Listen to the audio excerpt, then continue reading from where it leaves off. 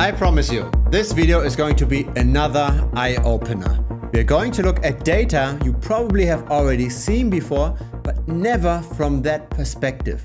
And that perspective makes all the difference. Would you ever consider buying this? Or how about this? Would you ever buy this? Or do you prefer getting into this? This is not a short-term chart. This starts in 1985. Or how about this one? You probably have seen this chart in a way. Doesn't look too bad, right? All of those charts were relative valuation charts. They were not US dollar charts, they were relative valuation charts. They compared one asset to another, completely ignoring inflation, completely ignoring the devaluation of the US dollar. We're simply just looking at opportunity cost. Should you buy A or should you buy B? This chart here is the S&P 500 divided by the Nasdaq. So how well did traditional stocks perform relative to technology stocks? And again, this is a chart of almost 40 years. Traditional stocks underperformed technology by almost 80% during that time. What we've got over here is the Nasdaq, so that better performing asset, but now relative to Bitcoin. And I don't have to tell you that this is a very, very bad underperformance. The rounding brings us to minus 100%. The other charts we looked at were simply the inverse of that. Bitcoin divided by the Nasdaq, or the Nasdaq divided by the S&P 500. Now there's somebody who understood this quite a while back. And that's the founder of MicroStrategy. First of all, he founded in the tech space, so he made a lot of money with that. But then he moved his company, his somewhat mediocre performing company, to buying tons of Bitcoin. And the vertical line is when he started doing those purchases. And since then, he outperformed the Nasdaq, so not the S&P 500, but the Nasdaq by more than 200%. The decision to take on all that risk was worth it for Michael Saylor. Now here's something important to understand.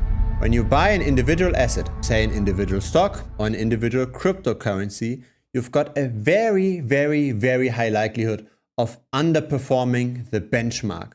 So when you buy an individual tech stock, you're very likely going to underperform the Nasdaq. When you're buying an individual crypto, you're very likely going to underperform Bitcoin. Returns are concentrated in just a few winners.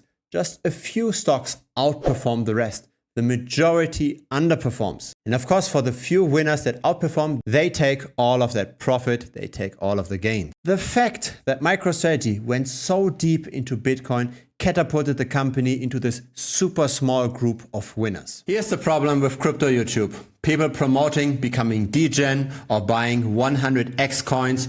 That's what gives clicks, but that's not what's going to bring you forward.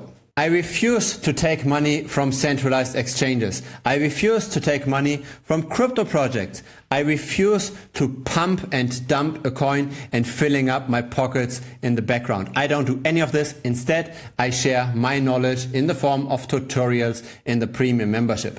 So that's content that won't do well on YouTube, but that builds up skill over time. You can also directly contact me over there. You can directly pick my brain. Feel free to check it out. TheBitcoinStrategy.com is the link. There's a very interesting long-term trend happening here. Our parents were able to simply just buy some bonds and some traditional stocks, and they were able to beat inflation. Our generation has no more hope for bonds, because bonds coupons tends to be lower than inflation, at least if you measure this in terms of monetary expansion. And so what happens over time is that capital concentrates in fewer and fewer hands, and the people that want to become part of that small club have to take on more and more risk. You can't just buy bonds anymore, you can't just buy regular stocks anymore. Now you have to buy tech stocks, and soon that will not be enough as well. You have to get into crypto. So fundamentally, what this means is that one day, if something comes along that's perceived as even more risky as Bitcoin, and it's not just another altcoin, it's a totally new asset class, maybe this is then where the capital will actually shift towards. Taking risk in investments is not anymore optional. It's a necessity just to not fall behind, just to keep pace. So the real magic in this game is, how can we take enough risk while still not be exposed to so much volatility that in the end we might potentially lose everything in a crash? So we have to find high risk investments that are hopefully as little correlated to one another as possible. So one obvious way is to buy tech stocks rather than traditional stocks. Another way is to get out of bonds. This behind me is a chart of a long-term treasury bond ETF divided by the monetary expansion, divided by M2. So if you measure monetary devaluation, not by the official inflation rate, but by the monetary expansion, then holding long-term government bonds would have reduced your purchasing power by 69% in a bit over 20 years. Of course, there's the investment into Bitcoin. And then another move could be to buy property, but only on high leverage, only with maybe a 10 or 20% down payment, because otherwise the potential gains aren't high enough on your equity, right? Again, you take on more risk, but that's the idea, right? You want to combine a lot of different non-correlated high-risk assets. If it's your first time here, feel free to subscribe. I publish videos regularly. A like would be very much appreciated as well. It helps the channel grow. There's also a free Telegram. Link is down below.